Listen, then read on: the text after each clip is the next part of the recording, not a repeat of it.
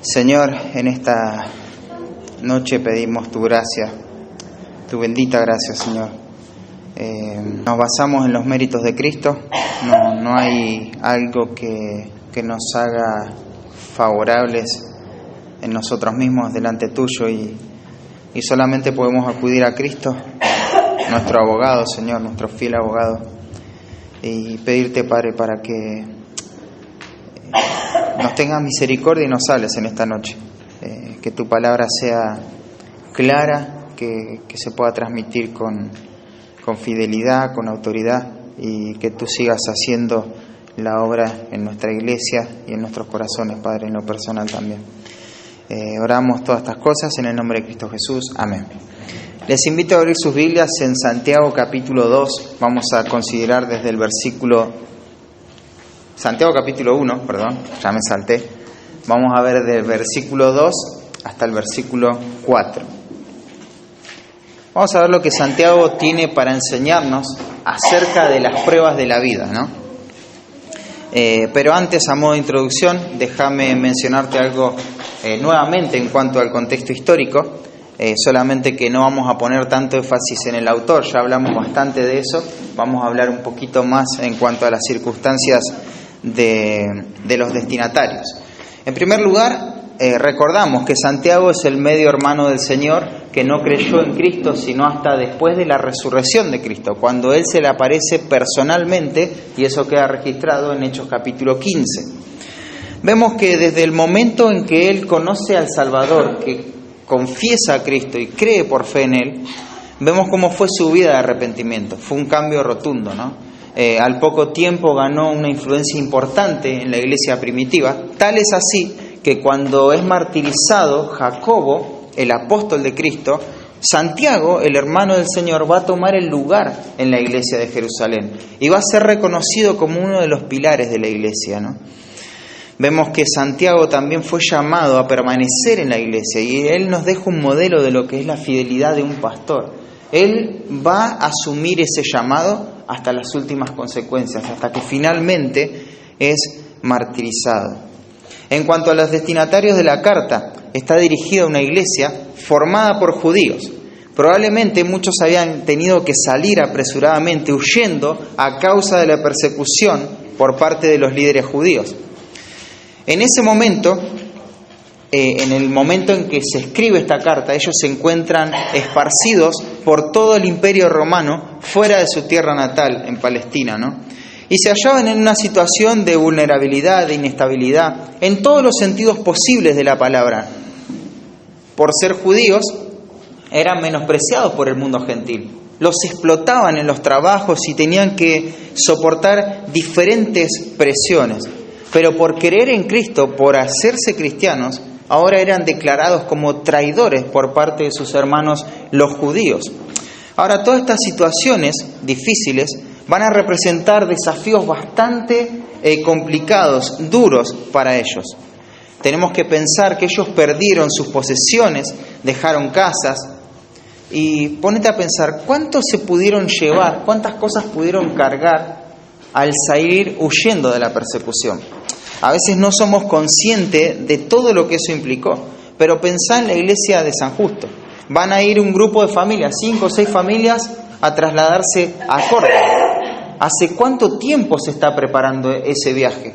¿Hace cuánto tiempo se está preparando el traslado y todo lo que eso implica? No es que dijeron, bueno, vamos a ir a Córdoba y mañana salimos. No.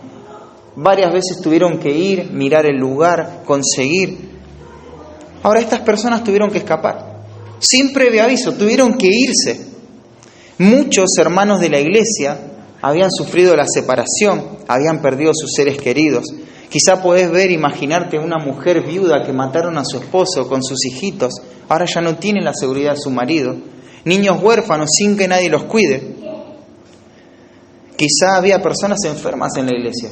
Y ahora con toda esta situación, ¿cómo se va a resentir su salud? Ya no van a poder tener los cuidados que su cuerpo requiere. Y ellos tuvieron que salir, tuvieron que huir. Me pregunto si pasarán frío, si tendrán hambre, si estarán tristes.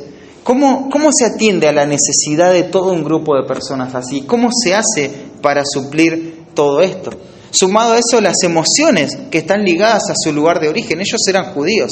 Imagínate que nosotros tengamos que trasladarlo deprisa para otro lugar. Vamos a extrañar. Pero cuánto más un judío, que su tierra era todo, eso representaba toda su identidad. Todo lo que emocionalmente también tuvieron que sufrir. Por un lado vos tenés esto, ¿no? Pero por otro lado tenés el estado espiritual de estas personas.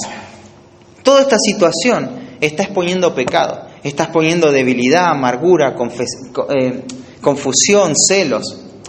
La iglesia que había comenzado años atrás teniendo todas las cosas en común y viviendo para los propósitos de Dios, ahora está en medio de pruebas y no da señales de vida espiritual. Y pensando en el contexto literario de la carta, déjame poner el contexto sobre la mesa hoy.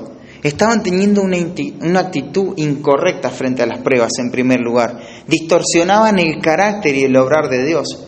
No tenían una disposición a la palabra de Dios y mucho menos a aplicarla a sus vidas. Hacían preferencias entre personas simplemente por la posición y por el dinero que estas personas tenían. Habían alimentado el pensamiento de que la fe es una teoría sin implicaciones prácticas. Buscaban posiciones de liderazgo, eran inconscientes de toda la responsabilidad que esto conllevaba y daban rienda suelta a su lengua, decían todo lo que querían decir sin tener cuidado alguno sobre esto. Pensaban y buscaban una sabiduría mundana, tenían relaciones rotas, promovidas por las pasiones incontrolables y no vivían una vida de oración activa. Aún estaban desenfocados en lo que este medio de gracia representa, que es la oración. Mostraban tal orgullo para con Dios que Dios los resistía. Ellos llegaron a planificar y a pensar que podían controlar las situaciones futuras de la vida. Y algo que se destaca en la carta, finalmente, esta iglesia, muy rápido en la historia, había perdido la vista del inminente regreso de Cristo. Muy rápido pasó eso en la historia.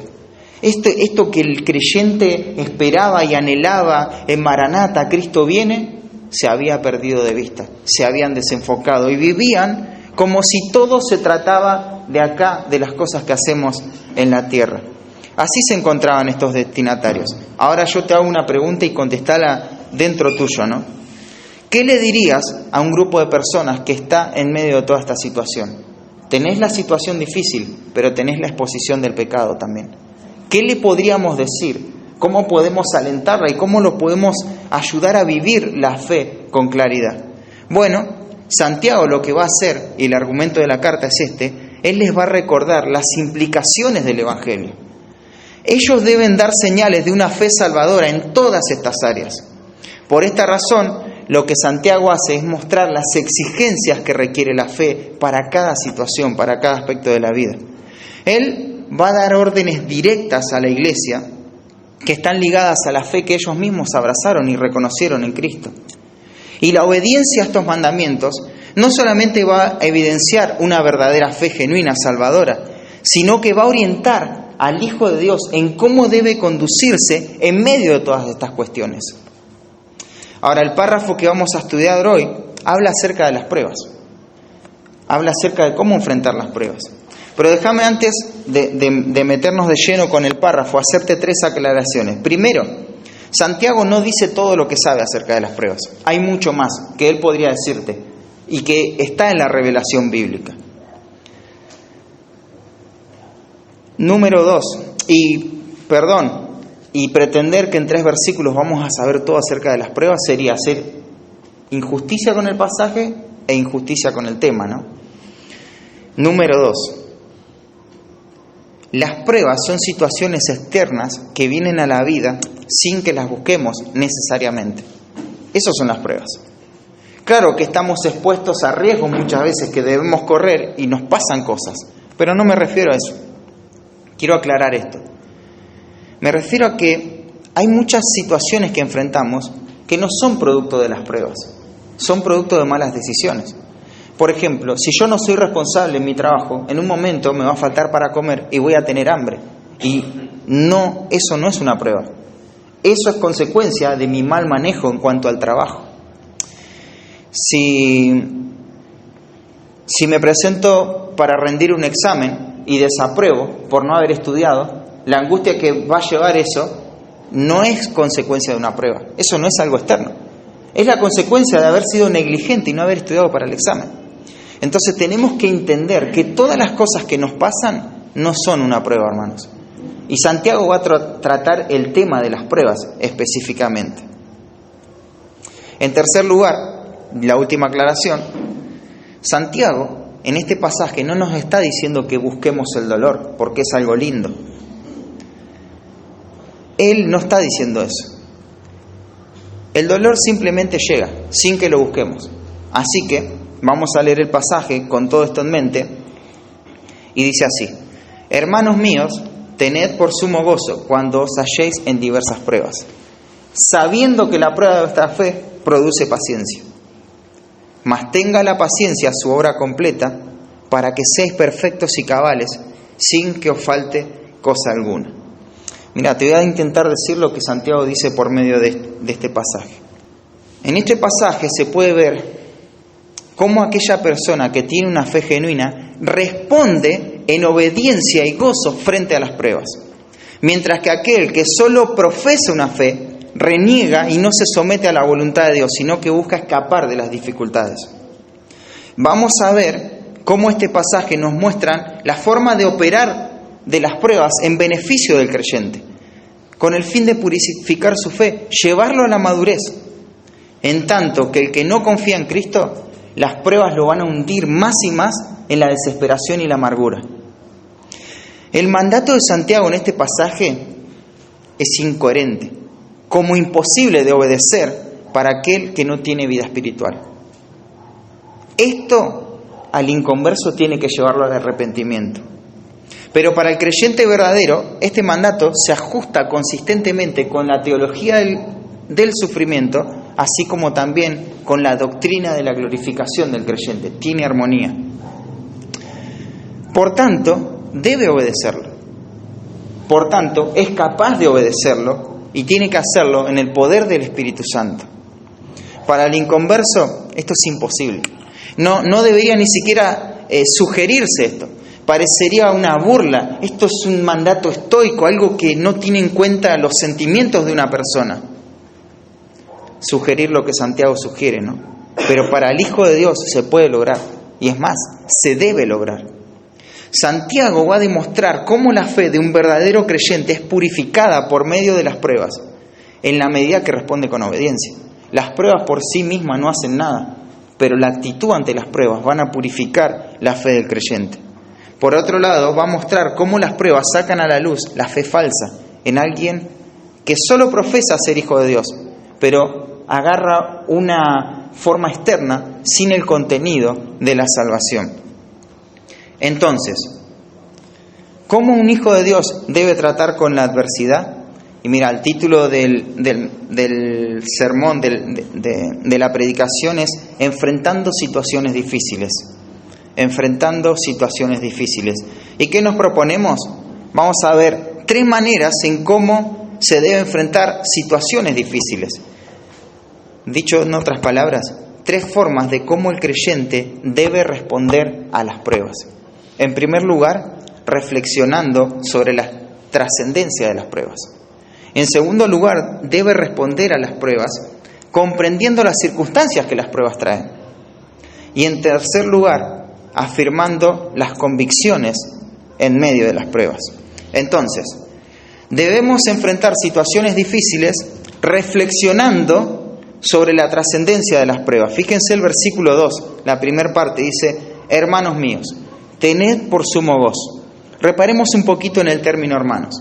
Este término Santiago lo está utilizando para llamar la atención, para invocar la mente de aquellos a los quienes se dirige. Santiago no quiere que haya barreras entre él y los destinatarios solo por tener malas formas de expresarse. Entonces él va a utilizar un tono pastoral, un tono de cuidado, como un padre presente. Él se muestra así y se pone al lado de los hermanos y les dice: hermanos, pero no solamente hermanos, sino hermanos míos.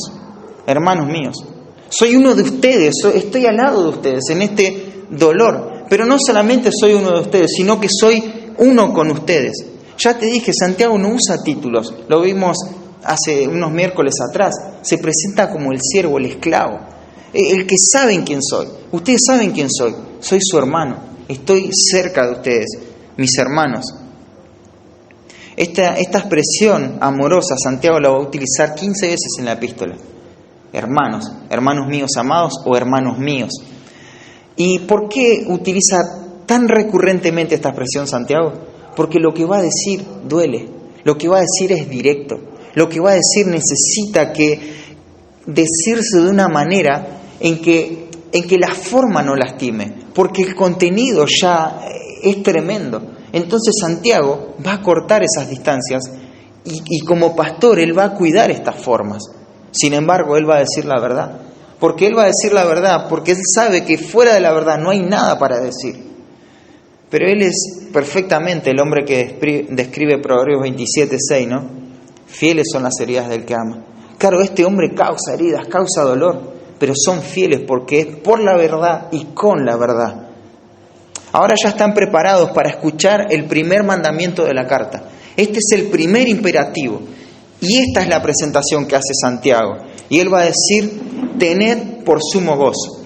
Esa palabra tened por, tenemos que entenderla así.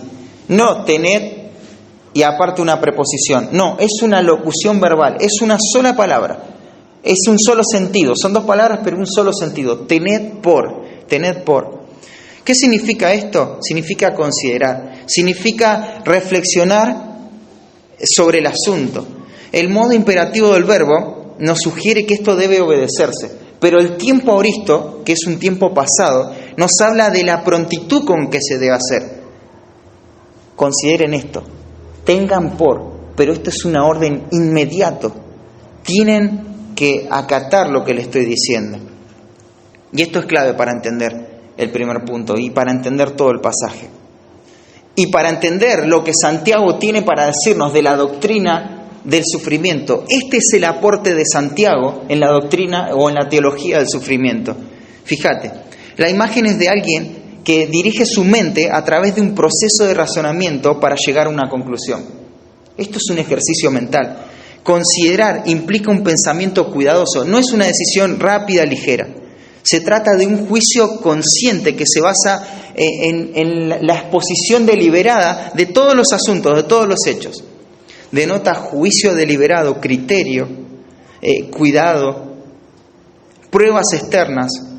No es algo subjetivo basado en sentimientos, no, es una evaluación mental adoptada con resultados del debido escrutinio. ¿Qué está haciendo Santiago? Santiago quiere que acepten conscientemente una determinada actitud, una actitud correcta frente a las pruebas. Y esto es clave, hermanos, para entender este mandato. Santiago está apelando a una reflexión personal. El escritor trata que sus lectores se ajusten a una manera de pensar. Mira, Santiago en sí no está ordenando acá tener gozo. Si él hubiese querido decir simplemente eso, le hubiese dicho, hermanos míos, tened gozo, tened gozo. Hubiese utilizado un verbo, el de tener, que muchas veces se utiliza en el Nuevo Testamento. Pero él no está diciendo eso nada más. Él no te está diciendo, bueno, cuando estés en pruebas solo tenés gozo. Lo que hace Santiago es llevarte a la reflexión mental en cuanto a las situaciones difíciles de la vida. Él quiere que cambies la perspectiva de vivir. Quiere que reflexiones en la trascendencia que tienen las pruebas. Y te va a decir, tened por, considerar, reflexionar, cambiar la perspectiva en cuanto a lo que representan las pruebas. Quiere que consideres las pruebas como algo gozoso. No por la esencia de lo que las pruebas son en sí, sino por la finalidad, y el propósito que tienen las pruebas.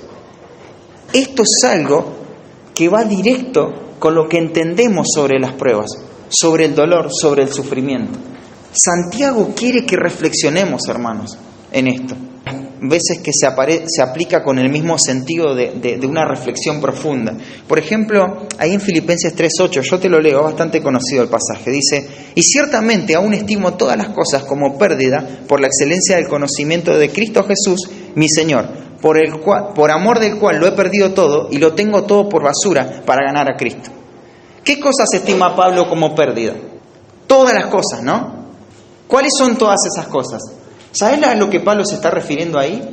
A todo lo que él había alcanzado en la vida. Ahora, Pablo no era una persona improvisada que cuando llegó al Evangelio era lo único que tenía. Pablo era una persona extremadamente preparada. Un hombre que había alcanzado un conocimiento sin igual. Un hombre preparado, inteligente. Y él se puso a pensar, si comparo todos los logros humanos, que en vista del hombre eran muchos y serios, y lo pongo en contraste o lo pongo al lado de lo que es Cristo para mí, esto es basura. Esto representa algo que tiene que ser desechado, no tiene ningún valor. Fíjate, él lo considera así y no lo hace a la ligera, lo hace en una forma profunda. Este mismo sentido es el que nos está invitando Santiago. Consideren, reflexionen, piensen, no es a la ligera, piensen en las pruebas, reflexionen en la trascendencia que tienen. Fíjate, el mismo pensamiento, vamos a ver cómo se repite en otro autor. En 2 de Pedro 3:8 dice, pues tengo por justo, esa es la misma expresión, la misma palabra, tengo por justo, entre tanto que estoy en este cuerpo, el despertaros con amonestación. ¿Qué está haciendo Pedro acá? Bueno, Pedro está haciendo lo mismo. Él está reflexionando en algo muy profundo. ¿Sabes lo que pasa con Pedro? A los meses, quizás a las semanas, sabe que va a morir. Él va a ser martirizado. Y ve peligros en la iglesia. Hay falsos maestros que viven una vida licenciosa y atraen a las personas de la iglesia para vivir de la misma manera. Alejan la santidad de la iglesia. Y muchos están contentos con eso. Y Pedro dice, me estoy por morir, pero tengo algo que considero muy profundo. Y es amonestarlos. Quiero despertarlos, hermanos. No quiero que se queden con esa perspectiva de lo que es la iglesia y lo que sucede en la iglesia. Despiértense. Y lo dice así, tengo por justo, entre tanto que estoy en el cuerpo, despertaros con amonestación. La exhortación de Santiago es que sus lectores reflexionen en lo más íntimo de su ser y como resultado de esa reflexión de manera consciente y para el beneficio propio, personal, adopten una nueva actitud frente a la prueba. ¿Y cuál es esa actitud? La actitud de gozo. ¿Por qué Santiago pone tanto énfasis en la reflexión sobre las pruebas? Porque ¿sabes qué? Mira, te doy la primera evidencia. Cuando leemos el pasaje, decimos, Santiago dice que tenga gozo.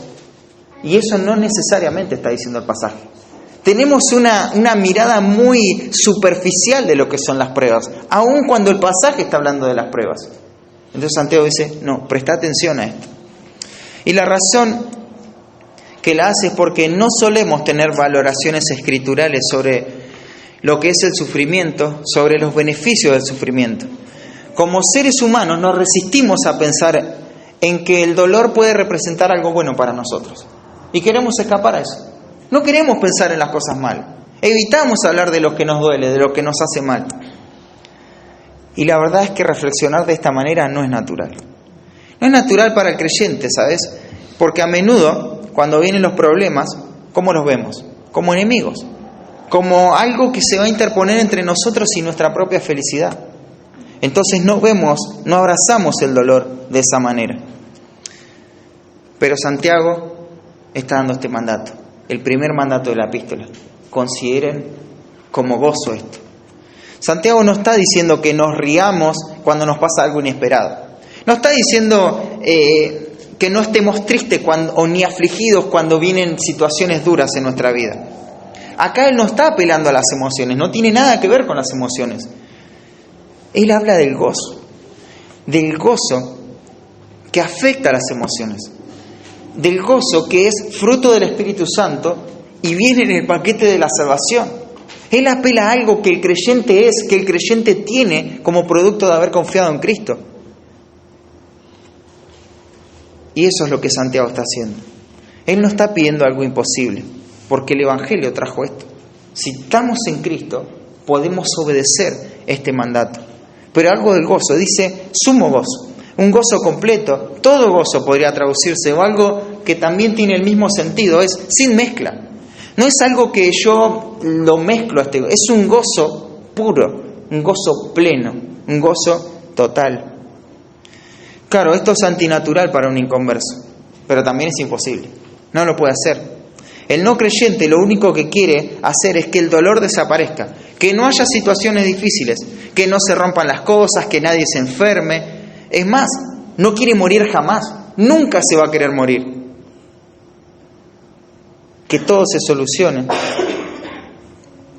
Porque de acuerdo a las circunstancias, así va a estar su estado de ánimo. Así va a vivir la vida. Pero el creyente no es así. De esa manera se va a exponer la naturaleza de una persona. Cuanto más nos regocijamos en nuestras pruebas, nos damos cuenta de los privilegios, sin importar lo destructiva y dolorosa que esta situación pueda ser.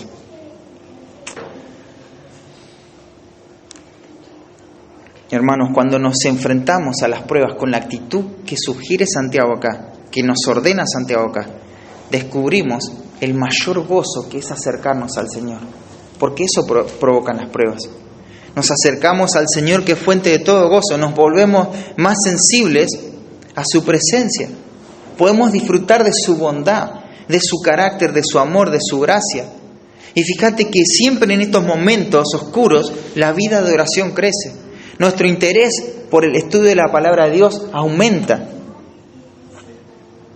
Y cada una de esas formas se va a mostrar el gozo. El gozo aumenta más y más. El Hijo de Dios no debe ser arrastrado por los sentimientos mundanos sobre las pruebas o sobre los criterios mundanos sobre las pruebas. Él tiene que enfrentar las pruebas reflexionando sobre lo que significan las pruebas y cómo éstas contribuyen a su vida espiritual. Cómo éstas lo hacen. Un autor, Whitby, dijo: nuestros valores determinan nuestras evaluaciones. Si valoramos la comodidad más que el carácter, las pruebas nos perturbarán. Si valoramos más lo material y lo físico que lo espiritual, no podremos nunca tenerlo por sumo gozo. Si vivimos solo para el presente y nos olvidamos del futuro, las pruebas nos amargarán y no nos harán mejores. Relacionado con esto, el apóstol Pablo, escuchá lo que escribía ahí a los hermanos de Corinto, en 2 Corintios capítulo 4, versículos 17 y 18, dice: porque esta leve tribulación momentánea produce en vosotros un cada vez más excelente y eterno peso de gloria. Y fíjate, no mirando las cosas que se ven, sino las que no se ven, pues las cosas que se ven son temporales, pero las que no se ven son eternas. ¿Cómo puedes mirar las cosas que no se ven? Teniendo una reflexión profunda sobre la trascendencia de las pruebas. De esa forma. No es algo que sucede de la noche a la mañana ni a la ligera. Pablo mismo había dicho, ¿no? He aprendido a contentarme. Es algo que hay que cultivar en nuestra vida, algo que hay que aprender. Existe algo más trascendente que nuestro dolor, hermanos, y es el propósito de las pruebas. Como creyentes deberíamos tener una teología correcta del sufrimiento. Claro, este pasaje no nos va a decir todo acerca del sufrimiento, pero como te decía, nos va a aportar algo. No tomes a la ligera las pruebas, no tomes a la ligera el sufrimiento. Reflexiona profundamente. Entonces, debemos enfrentar las pruebas, a las situaciones difíciles, reflexionando sobre la trascendencia de las pruebas, pero en segundo lugar, debemos enfrentar las situaciones difíciles comprendiendo las circunstancias de las pruebas. ¿Y cuáles son esas circunstancias? Bueno, son circunstancias seguras en primer lugar. Vamos a ver 3 puntitos de ese punto, 3 subpuntos, perdón. Dice el versículo 2, cuando os halléis en diversas pruebas. Esa conjunción cuando nos dice la temporalidad, ¿no? Nos dice el momento. No solo sugiere que las pruebas van a venir, no solo es posible que vengan, sino que es inevitable. Es inevitable. Si el autor estaría diciendo que las pruebas es probable, hubiese dicho: hermanos, tened por sumo gozo si es que os halláis en diversas pruebas. Pero él no está diciendo si es que os halláis como una condición. Él dice cuando te encuentres en pruebas. Hermanos, las pruebas son seguras. Esto es una realidad que tenemos que enfrentar.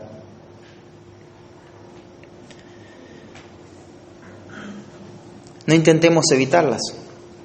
Lo único que hacemos en querer evitar una prueba es aumentar nuestro dolor y nuestra degradación, nuestro estado espiritual a la hora de que esa prueba llegue. Ahí en Job capítulo 5, versículo 7, y te lo leo, fíjate la implicación de ese pasaje. Dice, pero como las chispas se levantan para volar por el aire, así el hombre nace para la aflicción. Refiriéndose a todos los hombres, ¿no? A cada ser humano. No solamente el creyente va a sufrir, todos van a sufrir. Todos van a enfrentar dolor. Fíjate que padres pierden hijos, inconversos y creyentes. Los hijos pierden sus padres, sean cristianos o no. El hombre nace para esto. Así como cuando prendes con la madera o carbón y salen chispas del fuego, así el hombre nace para la afrenta, para el dolor. Y vos decís, pero eso es muy general para todos, ¿no? Pero Jesús dijo en Juan 16 que en el mundo tendréis aflicción. Y fíjate que ahí no dice podrías tener, dice tendréis aflicción. Hermanos, todos vamos a pasar por pruebas. Todos vamos a pasar por pruebas. Esto es seguro, esperemos las pruebas porque las pruebas van a venir. Y no vamos a poder hacer nada para impedirlo. Esto es un indicativo, algo que avanza como un ejército que nadie lo va a frenar. Todos vamos a pasar por momentos así. El tema no pasa si van a venir o no las pruebas. Van a venir, pero el tema pasa por el Evangelio. ¿Cómo nos van a agarrar esas pruebas? ¿Cimentados en la fe en Cristo o sin fe y sin esperanza en el mundo? Aquel que no tiene ninguna esperanza más que lo que ve en la tierra no va a sacar nada bueno de la prueba. Pero en la medida que pongamos nuestra mirada en la gloria eterna, vamos a tener una esperanza. Pero una esperanza verdadera, cimentada en la palabra de Dios. Hermanos, las pruebas no se tratan de algo simplemente acá en la tierra. Son trascendentes y tienen que ver con lo eterno. Tenemos que mirar a las pruebas de esa manera. Esto es algo normal y garantizado para la vida del Hijo de Dios. Mirá conmigo un pasaje ahí en 1 de Pedro, capítulo 4. Vamos a acelerar un poquito más. Versículo 12 dice: amados, no os sorprendáis por el fuego de la prueba que os ha sobrevenido, como si alguna cosa extraña os aconteciese, sino gozaos por cuanto sois participantes de los padecimientos de Cristo, para que también en la revelación de su gloria os gocéis con gran alegría. Fíjate lo que dice: no te sorprendas por el fuego de la prueba que os ha sobrevenido. Esto no es algo extraño. Esto es participar, te tenés que gozar. Fíjate el contexto, ¿no? De los padecimientos de Cristo. O sea, te pareces a Cristo cuando estás en medio del dolor. Debemos comprender que las pruebas son seguras, pero también las pruebas son súbitas. Dice cuando os halléis. El verbo acá es una palabra compuesta que tiene que ver con caer alrededor de.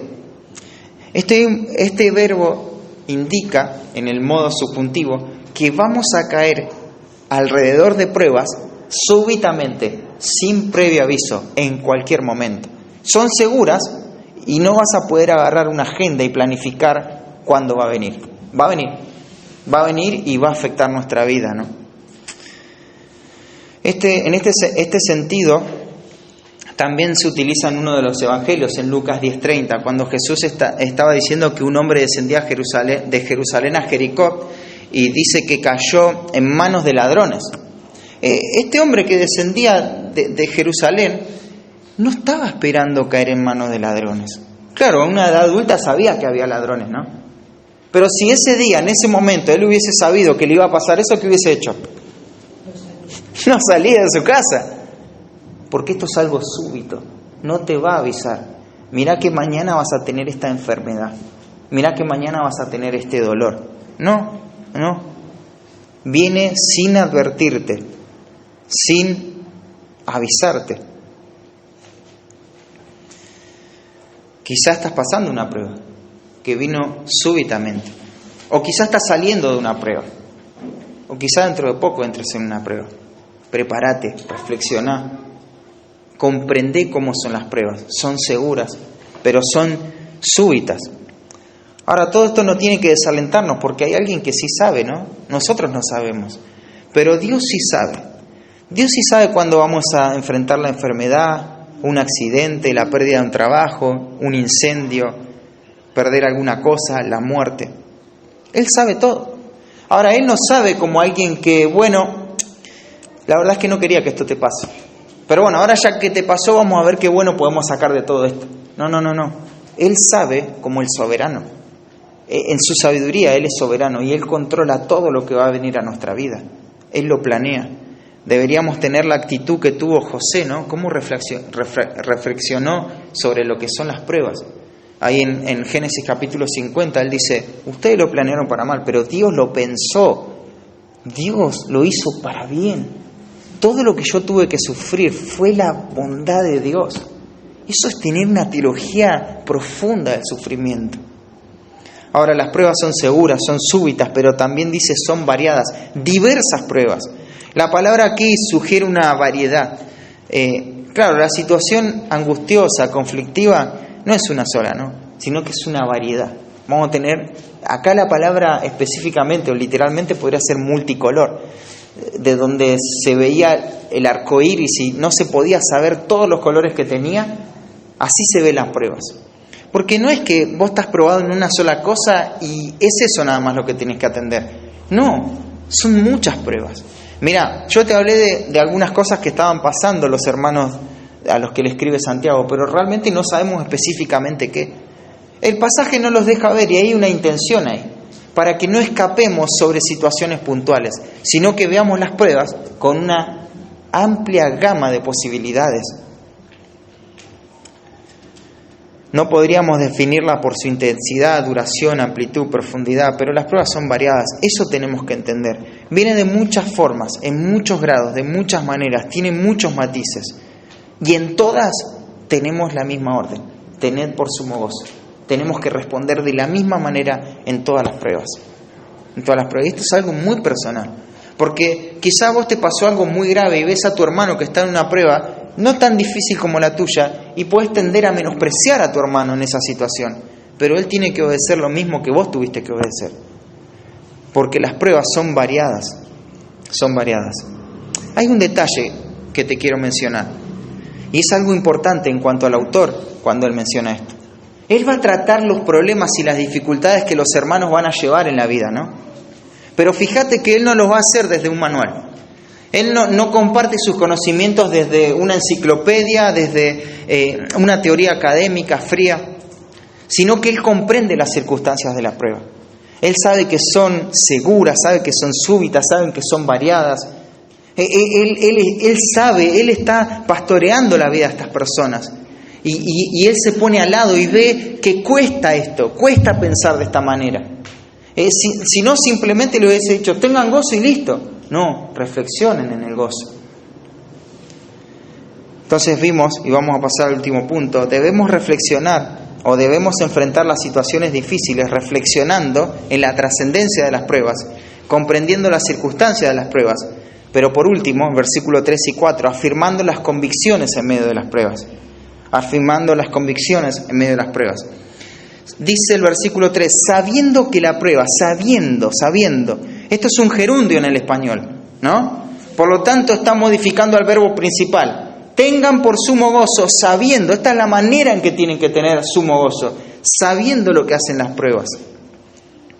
Y enriquece mucho tener este concepto en la gramática, ¿no?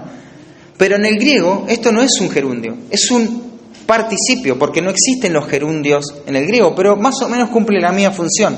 Modifica, especifica la manera en que va a suceder el verbo. Pero ¿sabes qué? A diferencia de los gerundios, el participio adverbial griego tiene algunos elementos que lo enriquecen más. Por ejemplo, nos indica que esto está relacionado estrechamente con el sujeto, con vosotros. Hermanos, ustedes saben. Ellos tenían esta convicción. Ellos lo sabían. ¿Por qué no digo tener convicciones? Y dije afirmar las convicciones. Porque esto era algo que ellos sabían. Lo tenían en claro. Y también tiene un tiempo, ¿no? Y el tiempo presente. Esto nos muestra la continuidad de la acción. Ellos lo sabían en el presente y siempre lo supieron. No se trata de que en las pruebas no sabemos nada acerca de Dios. Hay conceptos que los manejamos, que los sabemos. y ellos tenían conocimiento de la verdad expuesta que les está dando Santiago, pero debían continuar practicando dicha verdad. Tenían que seguir practicando dicha verdad, porque esto no se trata de decir algo nuevo, esto se trata de afirmar las convicciones. Yo veo muchos hermanos de los que están acá y digo, para mí son gigantes enfrentando las pruebas. Son un modelo, un ejemplo en cómo han enfrentado las pruebas de la vida.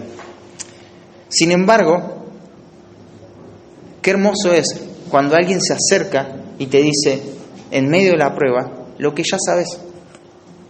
No es que te va a decir algo nuevo, pero te dice, ánimo hermano, seguí adelante. La prueba está forjando a Cristo en tu vida. Qué bendición que es tener personas que tienen perseverancia en medio de la prueba, como vos, como es tu fe. Qué preciosa fe que podemos disfrutar como iglesia, porque Dios está haciendo una gran obra en tu vida. Ahora, te quiero mencionar algo en cuanto a lo que significa esta palabra, que es muy importante. Esta palabra, no vamos a gastar mucho tiempo en lo que es la raíz y todo lo que es la palabra, porque la verdad es que es una palabra muy conocida en el Nuevo Testamento. Es decir, la palabra ginosco, conocer, conocimiento. Pero tengo que aclararte esto porque es necesario. El conocimiento, el sentido del conocimiento, puede ser teórico, intelectual y profundo, como los griegos. Los griegos valoraban mucho el conocimiento. Es más, de hecho, de parte de los griegos va a salir esta filosofía gnóstica que amaban y perseguían el conocimiento. Pero ¿sabes qué? El pensamiento judío del conocimiento es distinto al pensamiento griego del conocimiento. Ellos tenían otro sentido en el conocimiento. El conocimiento para el judío tenía que ver con la experiencia, con algo que ellos podían probar y experimentar. Sin menospreciar la teoría, ellos hacían uso de esa teoría. A ver si podemos poner un ejemplo práctico. Acá se me trabó todo. Yo tengo este vaso, ¿no? ¿Qué conoce un griego de este vaso? Bueno, un griego te va a decir que esto es un recipiente circular, con paredes circulares también, sobre una base plana, formando una cavidad cilíndrica donde se almacenan líquidos, vamos a suponer. Esa profundidad te va a dar un griego, pero ese no es el sentido acá. El sentido es judío. ¿Y cómo te lo diría un judío? Esto es un utensilio que sirve para tomar agua. Porque el judío lo que va a ver es la practicidad del conocimiento. Por eso siempre en la Biblia, en el Antiguo Testamento, vos vas a ver conocimiento con relación. Así aparece en Génesis también, ¿no? Conoció Adán a Eva, su mujer. Un conocimiento íntimo, un conocimiento experimental. El pueblo se había apartado de Dios después de poseer la tierra porque no conocía a Jehová. No es que no sabían nada acerca de Dios teóricamente, no lo conocían en una relación de experiencia con Dios. No tenían una relación íntima con el Señor. A eso se refiere el conocimiento. Y Santiago lo que está diciendo, sabiendo, es que ellos sabían, tenían la convicción de la utilidad de las pruebas. Sabiendo, ustedes saben para qué sirven las pruebas. ¿Y cuáles eran esas convicciones entonces que Santiago quería afirmar? Vamos rápidamente. Vamos a sacar esto acá. Primero, que las pruebas son una realidad que produce. Las pruebas son una realidad que produce. Dice, la prueba de vuestra fe produce paciencia. Produce paciencia. Esa palabra produce es un verbo que está en indicativo. Expresa una realidad. Esto es lo que pasa con la prueba. Produce paciencia, es un hecho. Esa palabra paciencia, mejor podríamos entenderla como perseverancia. Ahora, la perseverancia es un distintivo de un creyente genuino. La perseverancia es la seguridad eterna del creyente. Ahora, la seguridad eterna es vista desde el lado divino, ¿no? Desde la eternidad, desde Dios. Y la perseverancia es vista desde la tierra, desde lo que el creyente está llamado a hacer. Él tiene que perseverar. ¿Sabes lo que dice Santiago acá? Que la prueba produce perseverancia. Lo que hace la prueba es robustecer más y más la perseverancia. A la perseverancia la va a estirar más, la va a hacer más grande, la va a purificar, la va a hacer más amplia. Un creyente después de la prueba, si él considera, reflexiona y comprende y tiene firme estas convicciones, lo que va a pasar con su perseverancia es que se va a ampliar, se va a robustecer. Te voy a citar un autor, Rile, un hombre de Dios que murió hace muchos años. Dice: las pruebas están destinadas a hacernos pensar, a apartarnos del mundo, a enviarnos a la Biblia, a ponernos de rodillas. Te menciono otro, un tal Spurgeon, dice: me temo que toda la gracia que he sacado de mis tiempos cómodos y fáciles y de mis horas felices valen 1 centavo, no valen nada. Pero el bien que he recibido de mis penas y dolores, todo esto tiene un valor incalculable. Y él dice así: ¿qué no le debo al horno, al crisol, al fuelle que ha volado las brasas, a la mano que ha empujado el calor? Doy fe de que los peores días que he tenido han resultado ser los mejores días. Y el puritano Richard Baxter dice: la debilidad y el dolor me ayudaron a estudiar cómo morir. Eso me puso a estudiar cómo vivir. Eso es lo que hace las pruebas. Y necesitamos fortalecernos en que las pruebas, en las convicciones de que las pruebas son una realidad que produce, pero también son una responsabilidad, que debemos atender.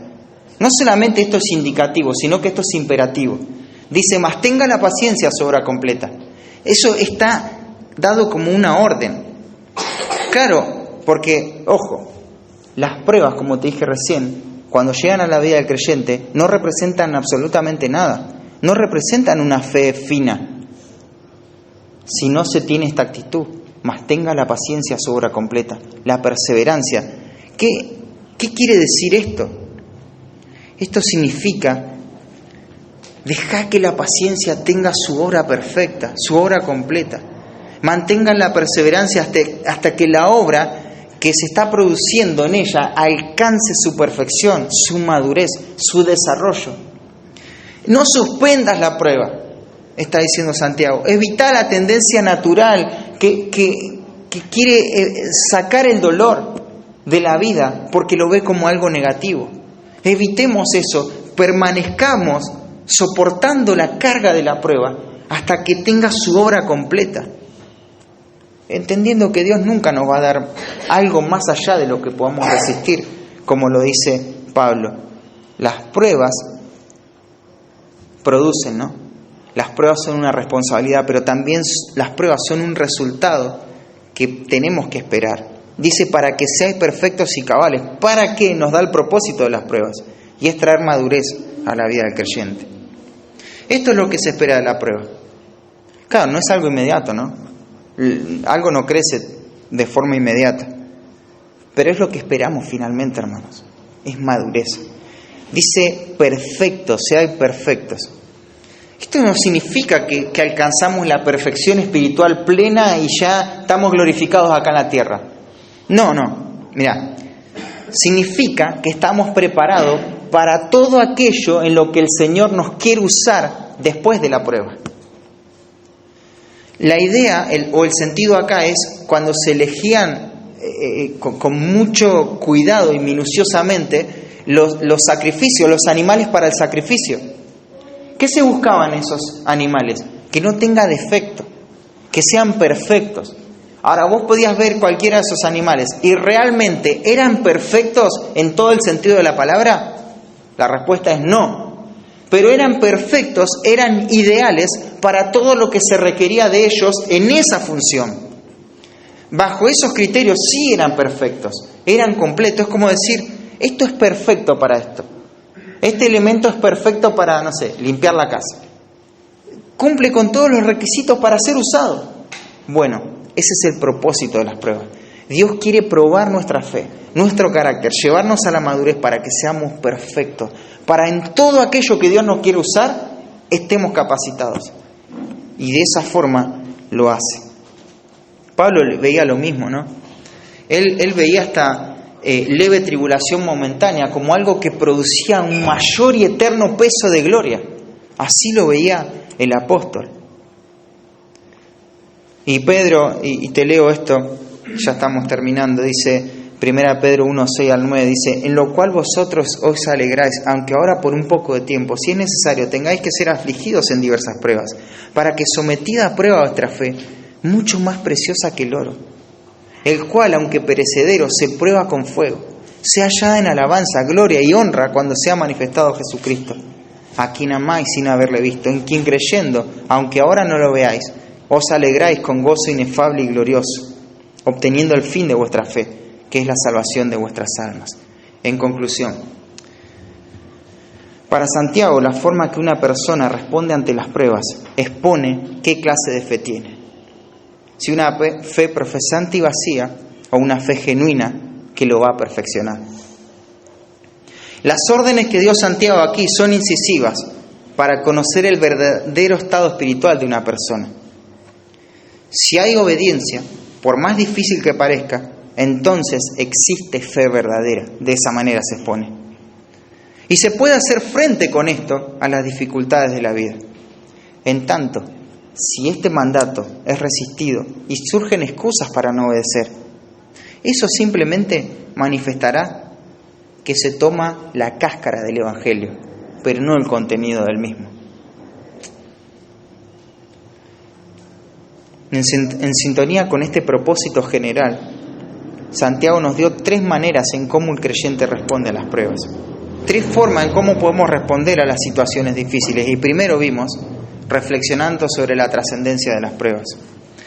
Hermanos, debemos considerar las pruebas con gozo porque son oportunidades que tenemos para crecer, para avanzar, para purificar nuestra fe.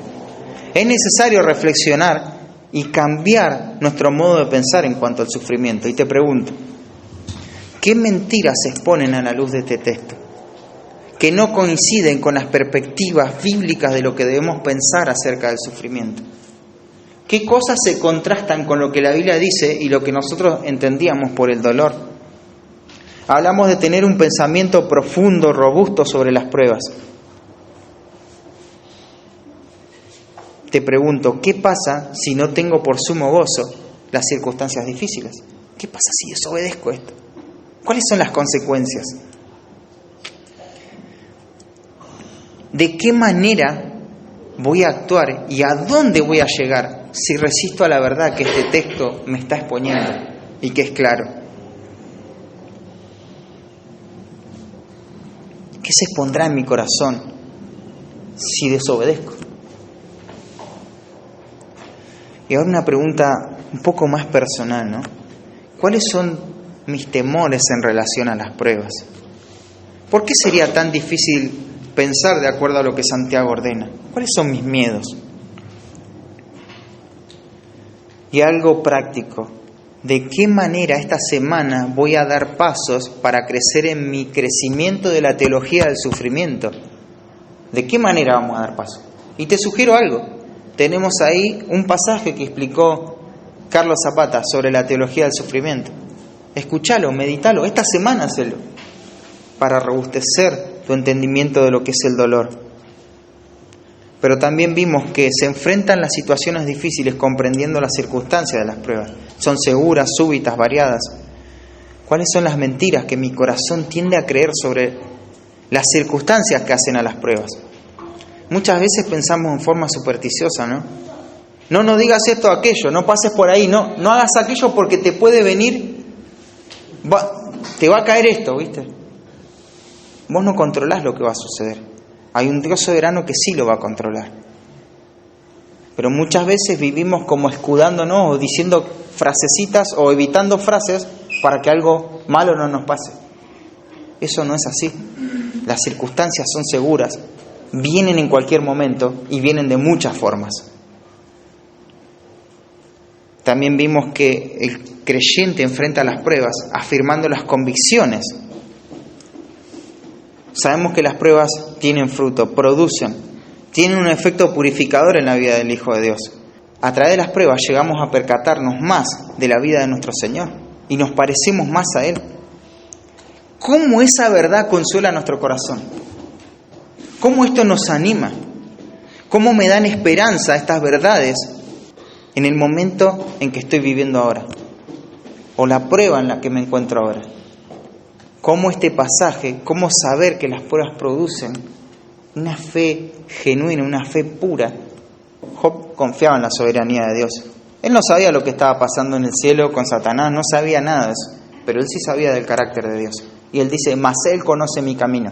Él sabe todo lo que me va a pasar, lo que me ocurre, todo. Me probará y saldré como oro. Me probará y saldré como oro, como algo refinado. Oremos. Señor, gracias por esta tarde, porque nos permites en tu bendita gracia y misericordia reflexionar sobre este tema que como seres humanos nos cuesta un montón, Señor, pensar en las pruebas, pensar en las situaciones difíciles. No quisiéramos que nada malo nos acontezca, pero es inevitable, Señor.